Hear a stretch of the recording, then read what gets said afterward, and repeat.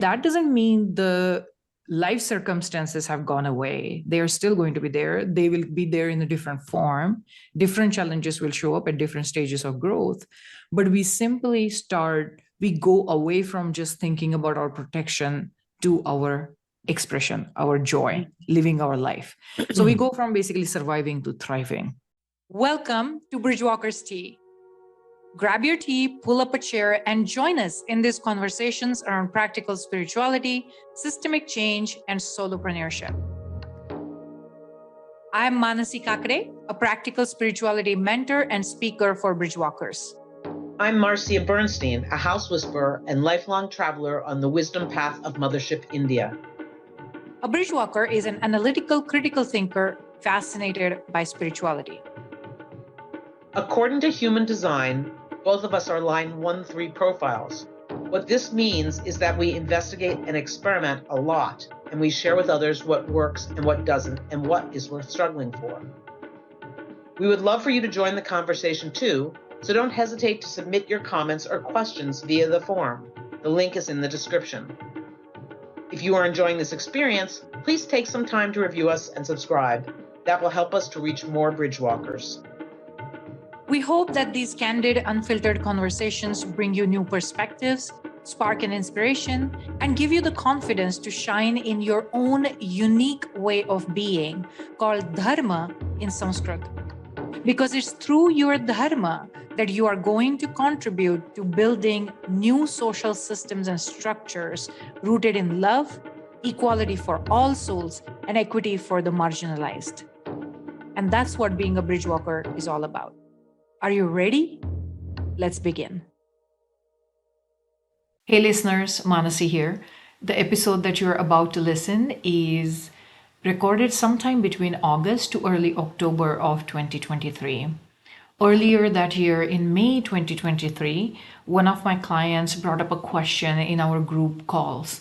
She said, with the violent events that are happening in Haiti, I am so distraught emotionally that I don't know how to maintain my inner peace and harmony in order to contribute what is my work out in the world. And that was such a potent question that we started discussing and talking about that in our different calls, in our different groups of clients.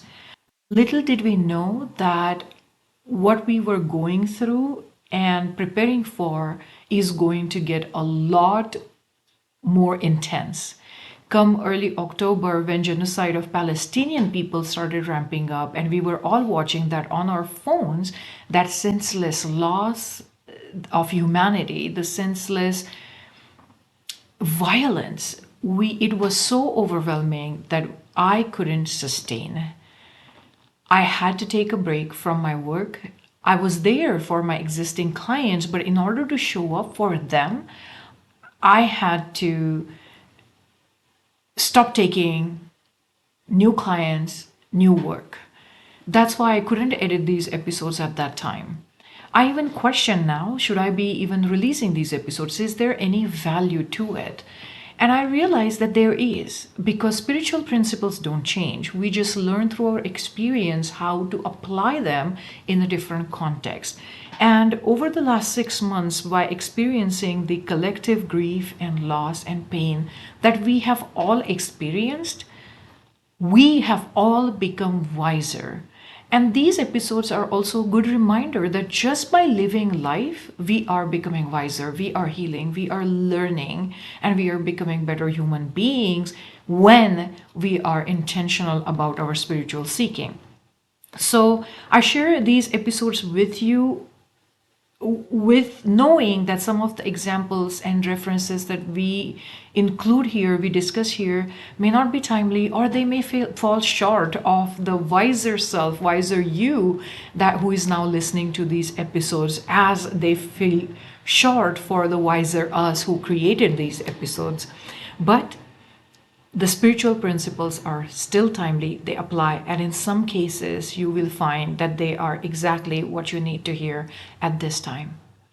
That's all I will say about this. Now enjoy the episode. In order to promote change in our lives, what gets people there? Do people have to suffer? Interesting. quite often I have seen that until a certain level of suffering comes in, people don't change. So suffering is a motivating factor. It can be. Yeah. It can be. Like Gautam Buddha said, even he uncovered his ideas of spirituality through when he saw enough suffering in the world, and he's like, how do I escape this? Yeah. Right. So suffering can be a motivator. Sometimes, I mean, if we are smart enough, there is a saying in Marathi that says "Purchas tates magcha shahana," meaning somebody else suffers and you get wiser about that. Yeah. Right. So if you see somebody else is suffering, you can learn from it. But that's taught to you as like a wise thing to do. That doesn't mean everybody does it. So through wisdom, maybe we learn from other people's suffering, or we learn because of our past suffering, and the similar thing is coming up again. Or we learn simply by understanding that, oh, every time I don't need to suffer and I can have a faster route to that wisdom. So I'm just going to get it. So I think eventually, if we heal enough, if we expand enough, we recognize suffering is optional. Suffering is optional to me. I mean, it's going to happen. It just does, because there are external things and extrinsic and intrinsic things, right? And so, and both can bite you hard enough that, you may, right? You may suffer. Yes. I'm thinking of the fires in Maui right now. So those are extrinsic things. And it happened in an instant. I mean, the warning system went down. It didn't work. They sent it on everybody's cell phone. Nobody's cell phone towers were already down. I mean, it was just terrible, right? Tragic. And all the healing that has to occur there. And then there's internal things that happen. I got a bellyache because something inside my body, reacted funny to the food I ate or whatever. That's a pretty daily one, that we go through. But there's bigger health issues that occur. We don't look at cancer as an external thing, really, although it has some of that to it. But and so you can't heal everything, but I so believe that I don't have to suffer, that even when I'm suffering because of something drastic occurring, I'll make myself happier. So I suffer less. So that goes to my favorite sentence that Karen Curry Parker talks about. Struggle doesn't mean suffering. Struggle doesn't have to mean suffering. No. Right? Suffering is our perception of our struggle. Yeah. And it can be one of the perceptions. Now, somebody like us who is an experimenter, third line profile in human design, we really embody this. We're like, well, if this didn't work, move on. But a lot of times people look at it as failure. People look at it as like, I'm not good enough. But for our personality, we're just like, oh, I'll try anything. And if it didn't work, fine, I learned something, right? And then we move on. So we don't look at our struggles quite often as suffering. Yeah. But that's something that we have to come to through our healed self. Otherwise, with everything that people tell us, we start looking at our unfinished projects as not learning opportunities, but like something that I'm not good at. And then that struggle turns into suffering. Yes. So I just start things and never finish them. Right. Or I tried neem on my skin and it didn't work. So, oh my gosh, that's a failure. Yeah. Right. Yeah. Or I want to try neem and next time it worked. Why did it not work the first time? Like so many ways the mind plays game on us in turning our situation into suffering. It's so common, and we've discussed similar things before. It's just, if nothing else, it's also habit. Like culture, does it too. When you always point out your children's negative behavior, because I mean, after all, you're their parent. And so you're trying to tell them to sit still at the dinner table, as opposed to, oh my God, you were hysterical at the dinner table when you were wiggling around. We look at it, we paint negatives more often than positives. And everyone gets that. And it's not just the American culture, right? Everybody gets more negative. Just that some cultures have more positive. And like, I was fascinated by, the little country of Bhutan has a happiness quotient. I mean, it's sort of like built into their, apparently, right, built into their culture, and they're making an effort to do that. Because after all, we talk a great deal about, people who suffer, the suicide rates going up. I mean, everything, right? So it's like, we need to emphasize happiness and that we're friendly with happiness. I mean, we really are friendly. We're friendly here with hard work, right? Right. She goes to the grindstone, all the stuff. We don't talk a great deal about, but Happiness. how happy are you?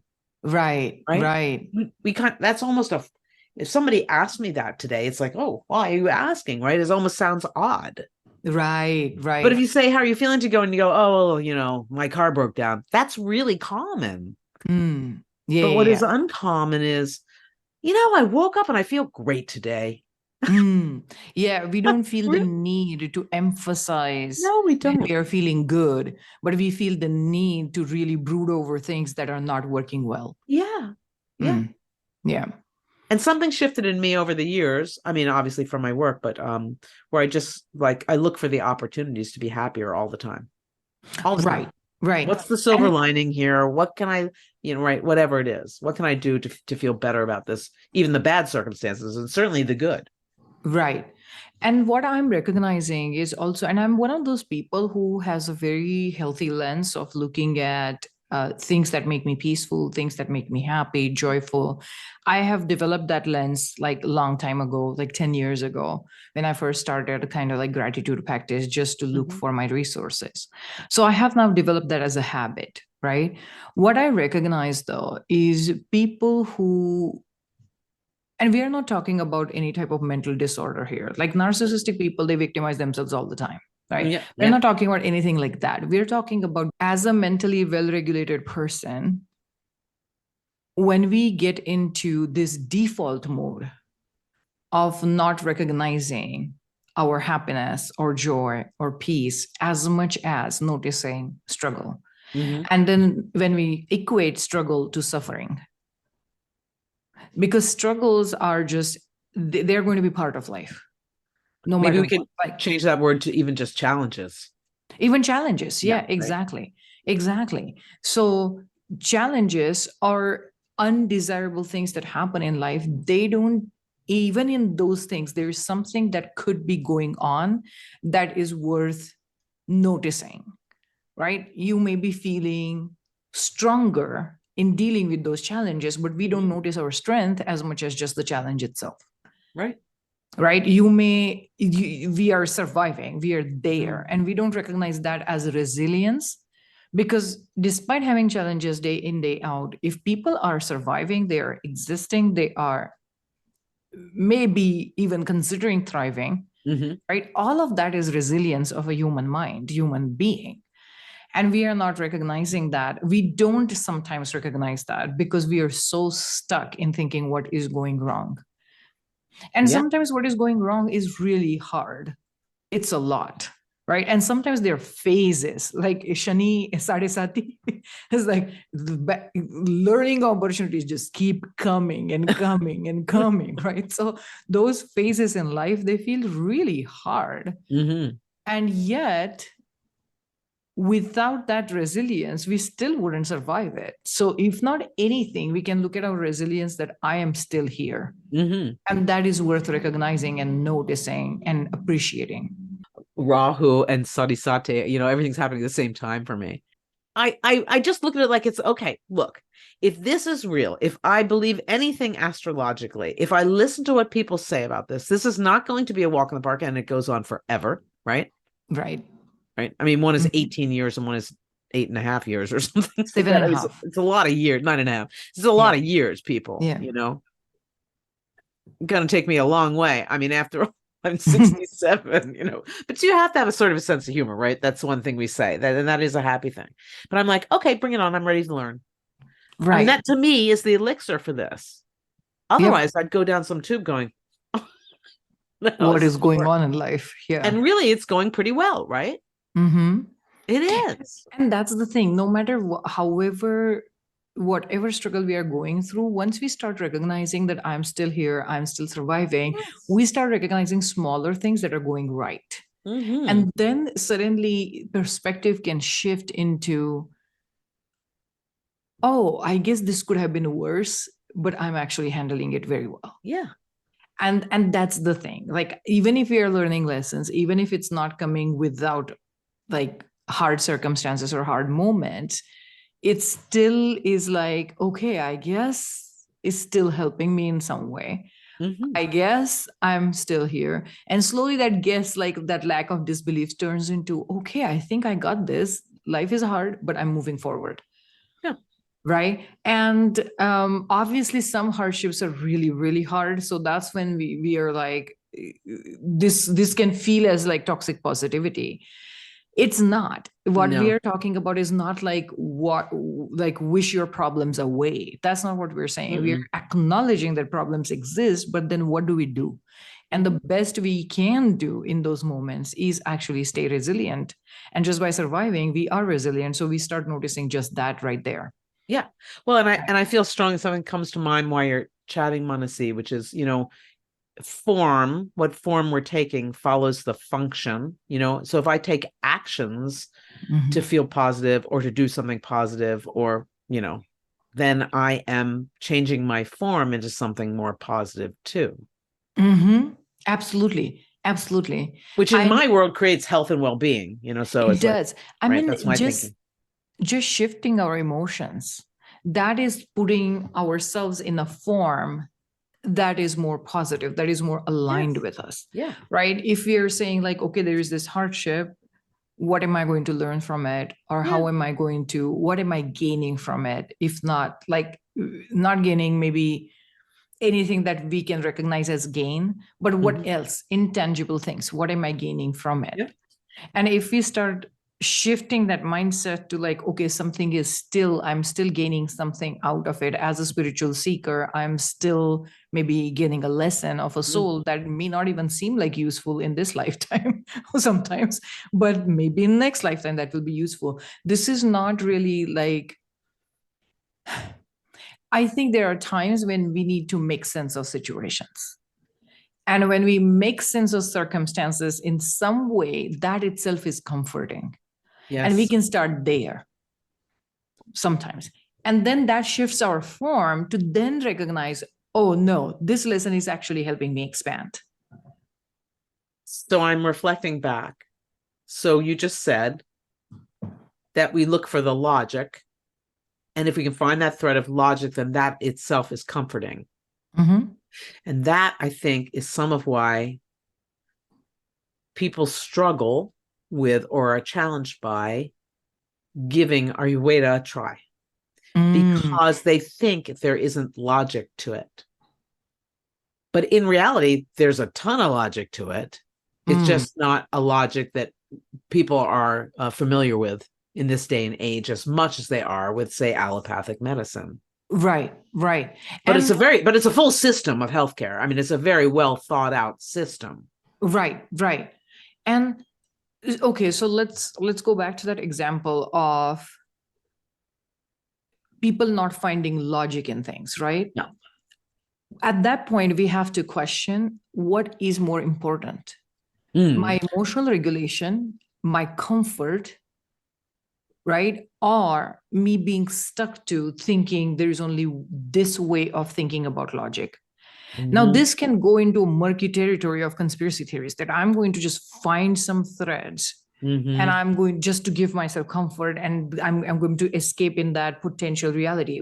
We are not talking that. I am saying at this point, you have to ask yourself, am I so stuck in case of, say, Ayurveda? I'm so stuck in thinking that, oh, if I apply neem and turmeric on my skin, it's not as good as some cream with a steroid. Simply because that steroid cream would have, like, I don't know, double blind studies before they come into market. And I don't know if neem and turmeric has had that. Let's say if you're thinking that, at that point, we have to ask, okay, my skin, whatever this rash is, it's not really getting any better with that steroid, or it keeps coming back. So is neem and turmeric worth a try?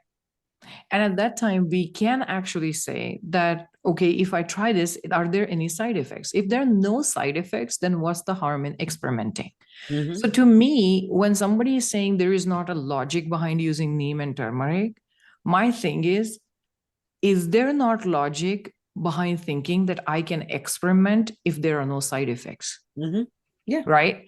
Is that not logic for yourself, that I can at least experiment and try anything at this point, even if it doesn't have side effects? As long as it doesn't have side effects, because then Mhm. you don't know how the side effects might work, right? Right. But so that is like the easiest jump. Mm-hmm. And that logic you can definitely apply. Mm-hmm. And then once you apply it, you may recognize, oh, this suits my skin, or I'm Mm-hmm. feeling at least like I'm doing something, some sense of control. Yeah. And that itself can give you emotional regulation, which brings us into a form where our energetic body, emotional body is doing better. Yeah. And then slowly that itself is going to add to the healing. Because Absolutely. emotionally better, then it adds to the healing. And then Mm-hmm. maybe physically it will start showing symptoms. Now, it Mm-hmm. may not in your case, who Mm-hmm. knows? Maybe the experiment wouldn't go as you had desired it, but at least it will give you the comfort of knowing I tried it. Right. And this is not to say that we are giving any medical advice here. No, we are not. We are not. What we are saying is sometimes we really have to look past what our default beliefs are and what our default programming is in Mhm. order to regulate ourselves emotionally. I So think that's our sovereign right. And that I is think our sovereign right. when we don't do that, in the case of medicine, we're handing it over to something. By the way, most of us don't know much about allopathy. So why we might judge turmeric and neem, for instance, we might not judge a vaccine. A hot topic I recognize for some people, and no doubt for our listeners too. But I don't, when you go to the doctor and they say put the steroid cream on, most people don't go home and research whether that steroid cream has side effects or not. The doctor told you to take it. Right. So that's not that logical either, I mean, I'm just saying. But Marcy, at least in that case, we have studies to we a think certain we have, extent. we think we have studies, and we think we have more studies. We're making those, we're assuming Right. that. Right. So that's the best system we have available to test if there is a study so that we don't have to do it. Yeah. Right. But then those studies then decide now whether if we're talking about systemic issue, then we have to go back and look at the gaps in the study. Yeah. And that's the different story now. Right. That's a systemic issue where we are like, okay, let's look into gaps in the story. Why aren't there more studies done around neem and turmeric? Right. Right. Simply because sometimes it's the knowledge that is coming from people of color, and then that may have its own issues. So we really need to now be like, okay, who are the scientists, doctors who are willing to do this type of research? Yeah. Right. And then be open to it. Maybe neem doesn't work. Maybe only neem works emotionally. We don't know. But that then will be proven there through those studies. And those are the gaps in the study. But coming back to your point, trusting that system blindly is also illogical.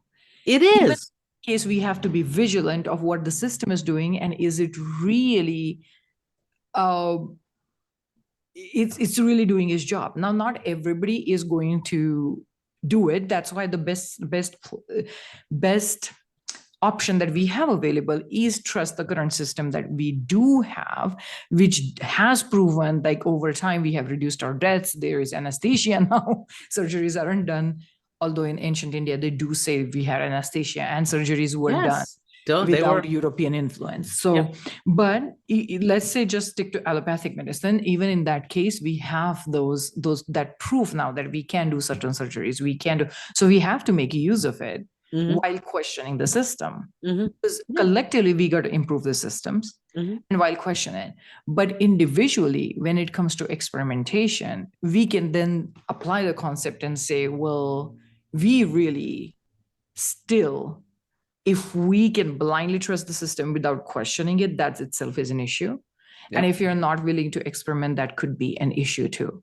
But again, Marcy, we are walking murky territories here, because I don't want to give any impression to people that anything that is scientifically tested is problematic. Yeah. You're saying make use of it. Yeah. But also pay attention that there might be some things that may not be scientifically proven just yet. I was just going to say that. I mean, this is the nature of science, is that we move forward and we're always proving more. Maybe you're always proving uncovering more. Or whatever. Exactly. Exactly. Understandings. Yeah. Exactly. So we're not anti-vaxxers here. No. We're saying make use of the vaccines that is proven to work for the collective. Also, the issue when we are talking about health things, issue is also the public health versus personal health. Because there are some things that we have to do in order to bring health on a mass level And those same kind of, in order to decide a policy, we have to use certain parameters. And they themselves keep improving. Like we keep asking, like, should we use body mass index or should there be something else?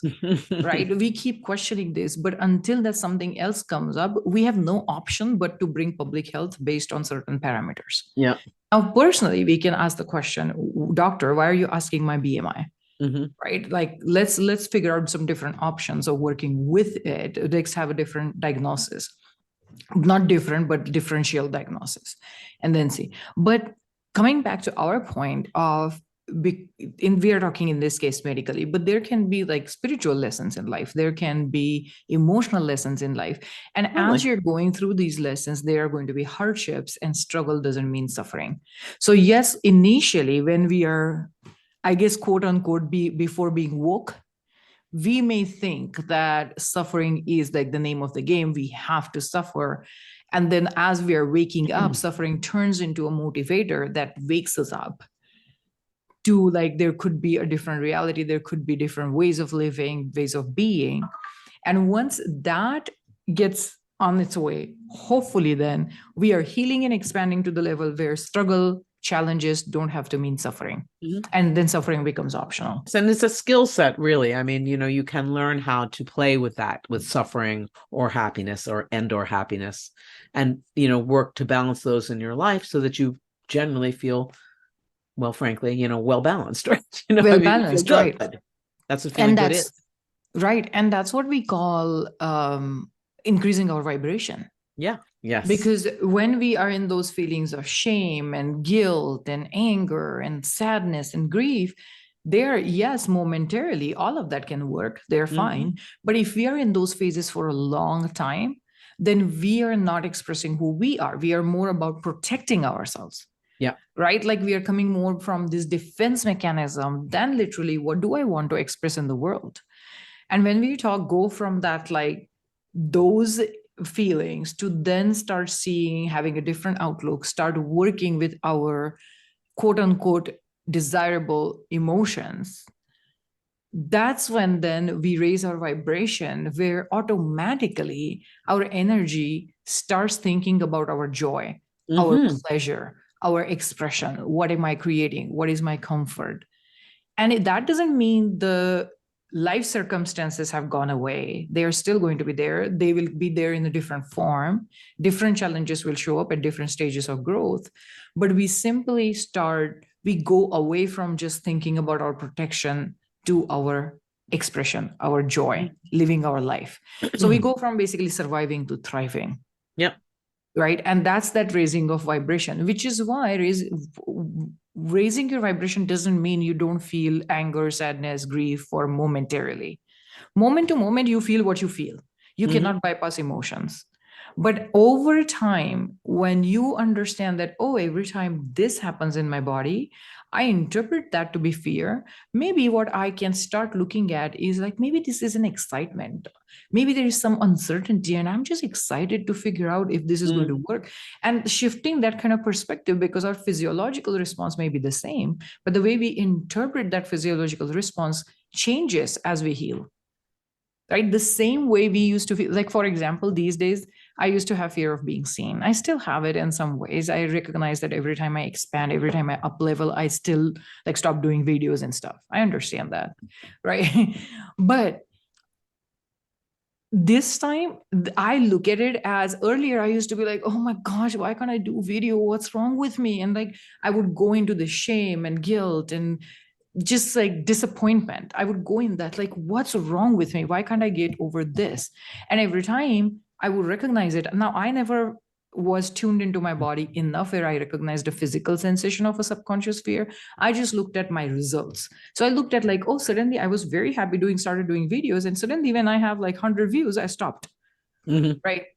Then I recognized. So next time it's like, oh, when I had like 15K followers, I stopped doing videos. So once I look at that result, so I understand that result to be showing me something. But earlier I used to look down on myself for what I'm doing. Now I'm just like, oh, I just had another expansion. That's what I recognized. Oh my gosh, this fear showed up simply because I expanded my comfort zone. So then I have a very different view of looking at fear of being seen. I almost see it as like you are showing me every time I expand. Mm-hmm. You're showing me that. Manasi, I think one of the things that's true for each of us is that we do tend to move through our days. We could say go through our worlds, but move through our days looking for opportunities and an understanding, like a natural curiosity, like, oh, look, I just broke that mug in the sink while I was doing the dishes. I got mad. What does that mean? You know, we tend to gather information and we find a certain, might be contentment, joy, something just in paying attention. Mm-hmm. I Absolutely. think.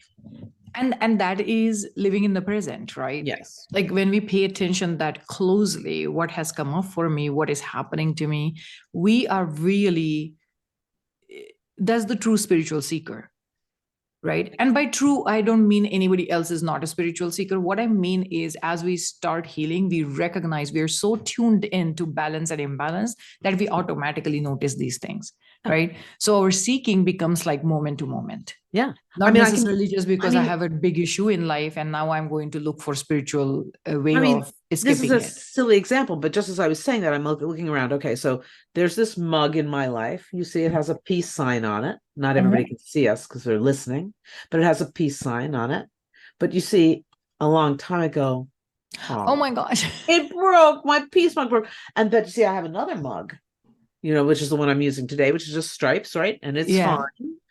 But this mug was also given to me by very close friends. In fact, my friends who are in Hawaii right now, Manasi, who moved to Hawaii.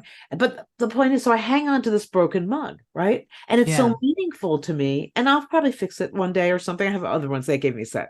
But the point is, like, I just look around and I see these things. I'm like, oh, my mug. Well, it's just a mug. It's a broken one, right? But I'm like heartfelt about this mug. And like, I don't care so much about this mug, right? I mean, I pay attention to that. I think that's just a kick in the pants, I really, so these, the mundane everyday things, this is important to my life, actually. I recognized at some point, gosh, Marcia, you really pay attention, like the details of stuff, like, maybe you shouldn't do it as much. Maybe there's even a lesson in that, right? Right. And lessons are different for everybody. Yeah. Like I looked at that mug and I remember how much attachment I used to have to physical things because I really took care a great deal of my things. I was a minimalist even since my childhood. I didn't have many things, but I was just like, I took great care of it. So when something broke, my heart broke basically. I was just like, oh my gosh, my favorite book just got torn, right? Like something like that. And I had to learn the lesson of detachment. So like material things, get detached from it. So now we have like these antique things are hard to find and they break. Yes. Right. Yes, they and do. Now the lesson for me just keeps expanding. It's like, okay, this can be valuable thing that can break. Like we have a piano in the house. And the other day, one of the children visited us and they scratched that piano, not obviously accidentally, but part of me was like, holy, don't do this. This is an antique piano. Don't scratch it. But then I had to pause for a moment and think, okay, this is a child. What can you really teach them? And this is not even your child, somebody else who was visiting us, their child. So I'm like, really, what can I find? So I just told the child, hey, be careful here, or something like that. And that's it. It didn't happen again at that time. But even if it does, my lesson is, listen, material things aren't as important as people. Like this. So, and it's not like the piano doesn't have scratches. It has the scratches before I came into this house. Like the piano came with the house. So it does have signs of wear and tear on it.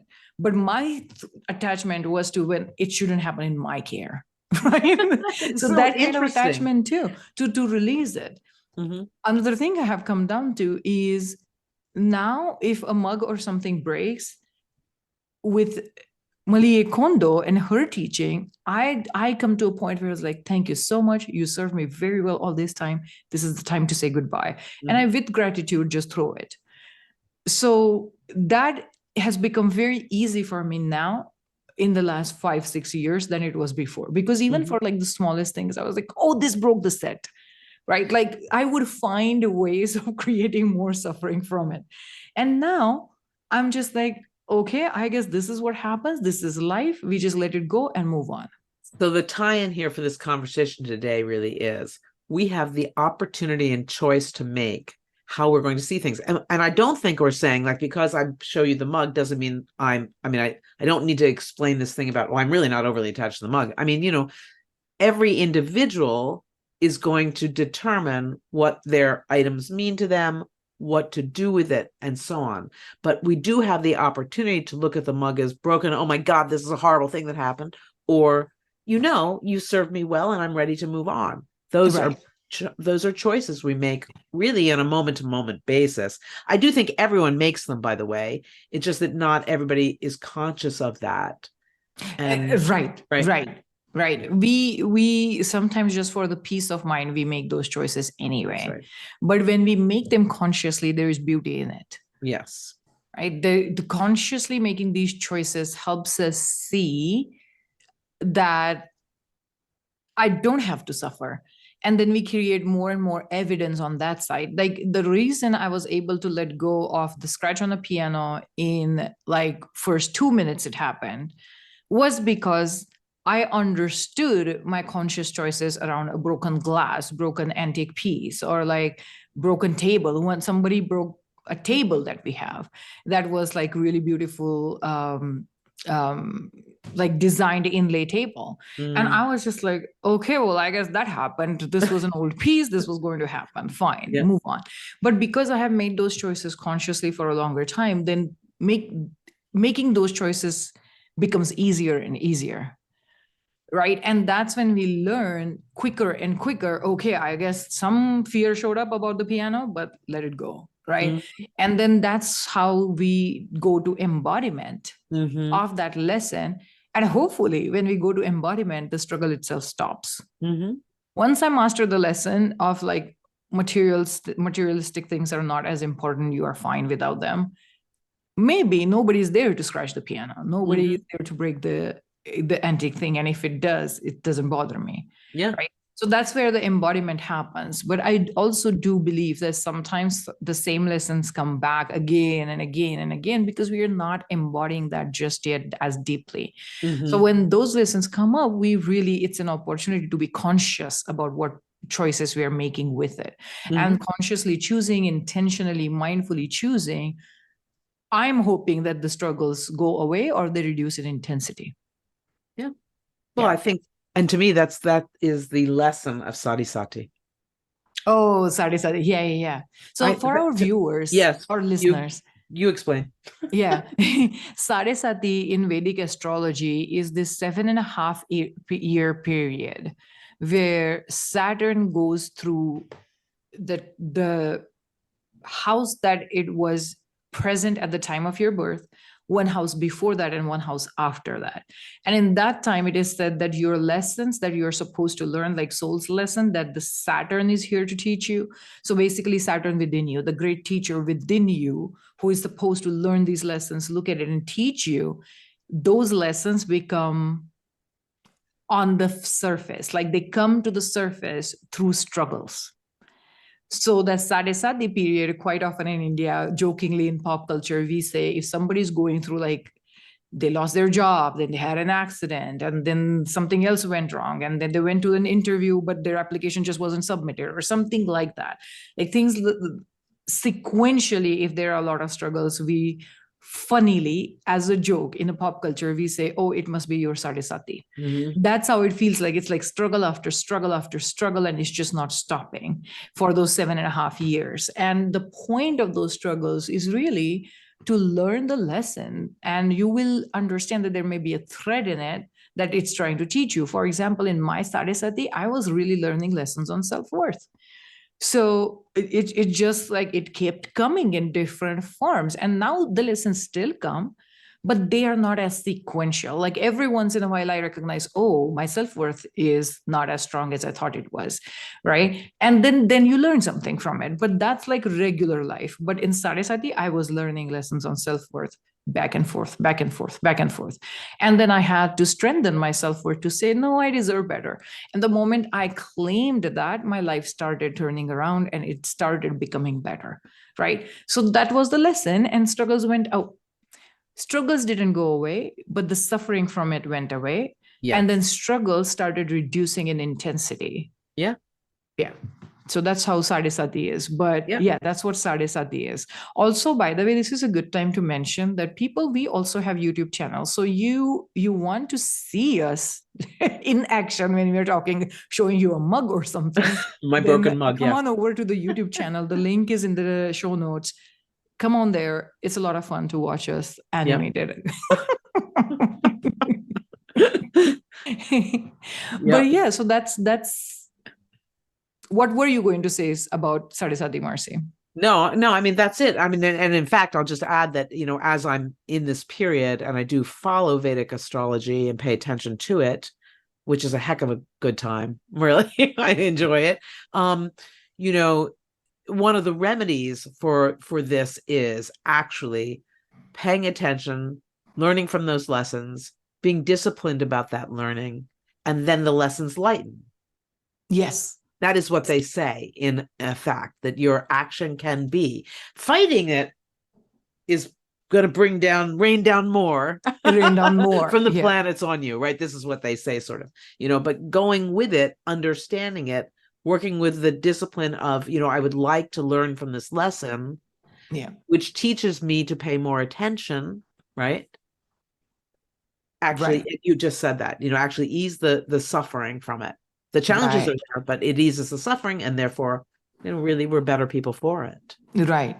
Yeah. And also another disclaimer here, that every time we talk about astrology, we may use the wording that, oh, the planets are teaching us this. Or it's not necessarily the planets that are teaching us this. This is the inner archetypes. So when we are talking about Saturn, we are talking about the inner teacher who wants you to pay attention, to be mindful, to understand your soul is here with the curriculum, right? That's the inner teacher. So we are talking about inside of us, not outside external influence, because some people who don't find astrology logical, they don't understand that we are not talking about literally planets, like some external body teaching us. We are not talking about that.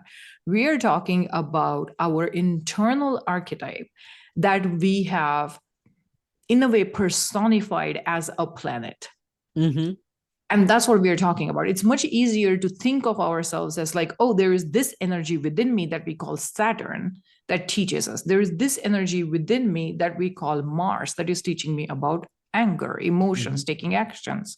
There's this energy within me that is related to love, Venus, that is teaching me how to give and receive love in a healthy way. All of these energies exist within us. We have simply put them outside of us so they're easier to understand. And that's what astrology is. It's the archetypal energies within us described as planets, right?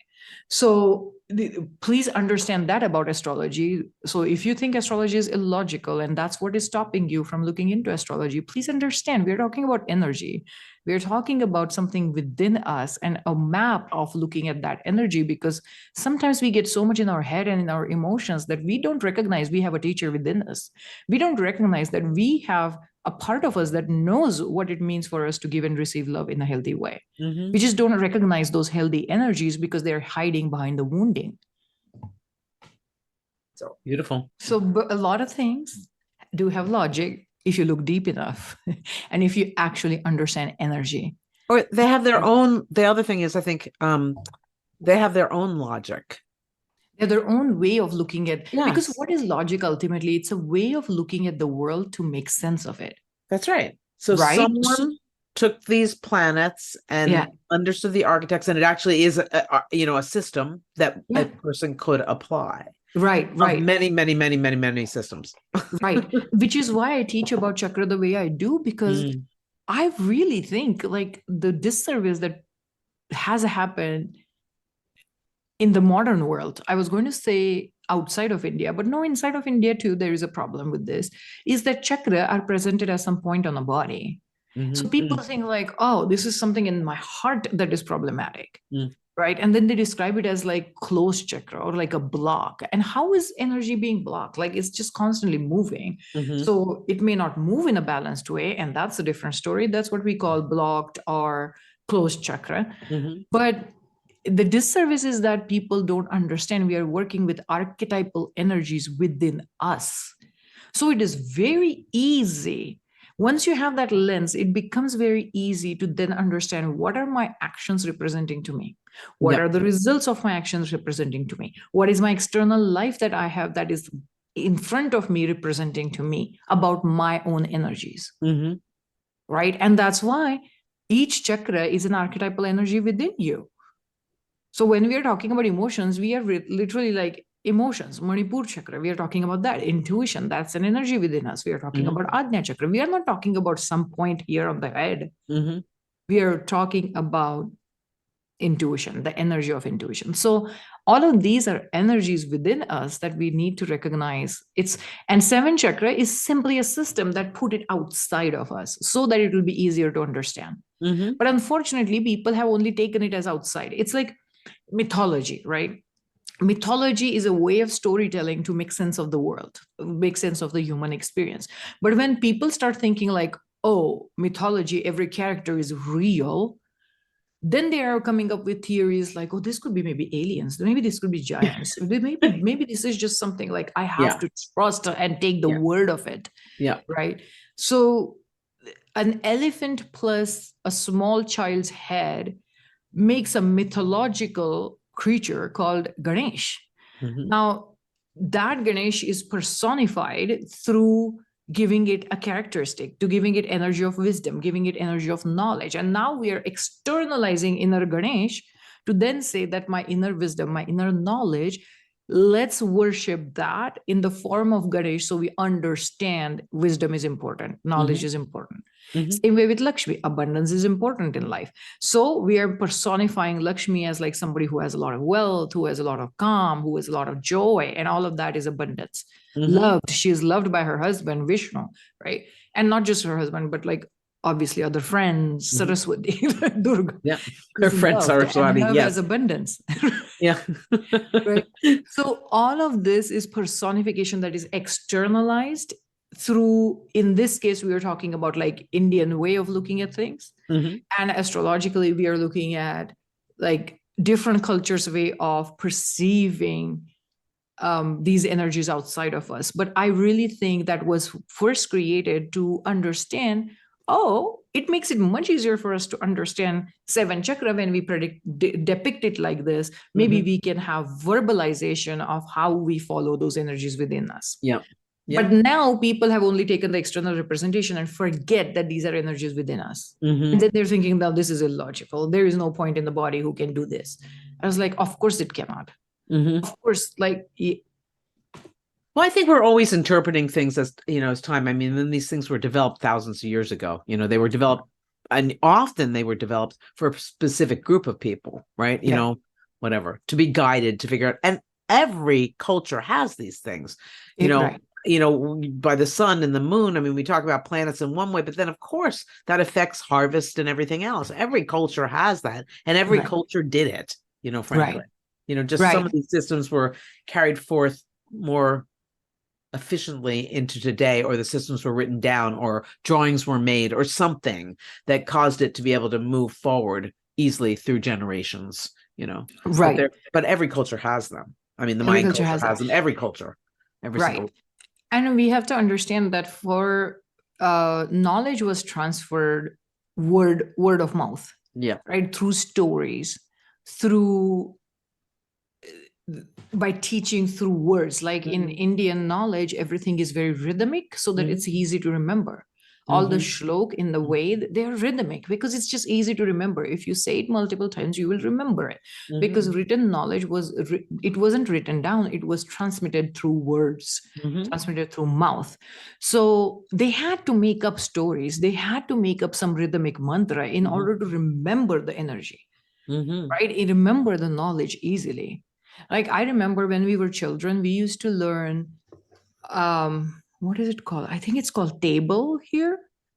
Like one Periodic multiplied table by or something? one multiplied by two, yeah. one multiplied by three. What we Mhm. had a rhythm of saying it.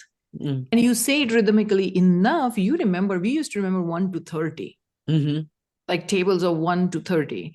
And not one, but it started with 2 because 1 multiplied by 2 is 2. One, like, so that's just counting. But 2, from 2 to 30, we used to remember that. And it was so easy to remember. And because now I don't remember don't say it rhythmically. Now I'm like, oh, this cost me 29 multiplied by 7, and now I have to count. Or I have to do the calculation, versus like we would there when we were children, we would just like 29 multiplied by 7 is this. Because rhythmically you remember it. Yeah. Interesting. Right? Yeah. Right. So that it's as simple as that. So these stories, mythology had to be told in order to personify energies so that we remember what energies do. Like, oh, Zeus is killing somebody or something. What happens when anger shows up? Or right. Yeah. Right. Or like somebody abandons Lakshmi, and then what happens? So we understand when we stay away from our own abundance, what happens. Yeah. And that's why these stories are told simply to express an idea that is easy to remember. But we cannot be stuck in just that external representation of it. We have to understand. And what that's brings us back to our point that once we start going deep enough, we recognize that everything in the world is teaching us eventually that suffering is optional. Yeah. Suffering isn't necessarily, it can be in our perspective, and we can heal that perspective itself. When we look at something through wounded lens, obviously we are going to experience suffering. We are going to see the struggle and experience suffering. But even with the points that we are trying to improve, whether it's in our personal life or in systemic issues, say like racism, we can recognize that there is struggle. We can recognize that there are challenges. We can recognize there is obvious need for improvement. And yet when we are experiencing racism, it doesn't have to mean suffering for us beyond a certain point, right? Obviously, with systemic issues, it's harder to implement because we experience it everywhere we go.